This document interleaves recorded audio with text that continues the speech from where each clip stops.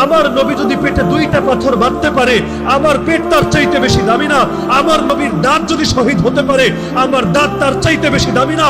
আমার নবীর গালে যদি চড় মারা হতে পারে, আমার গাল তার চাইতে বেশি দামি না?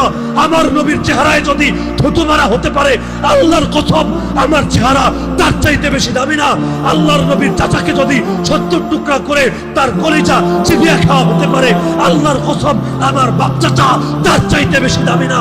আরে আল্লাহর দ্বীনের জন্য যদি আল্লাহর নবীকে কাবা ছাড়তে হয়, মক্কা ছাড়তে হয়, পবিত্র ঘর ছাড়তে হয়, আমার ঘর, আমার এলাকা, আমার দেশ তার চাইতে বেশি দামি না? আমার মসজিদ, আমার মাদ্রাসা, আমার খানকা তার চাইতে বেশি না?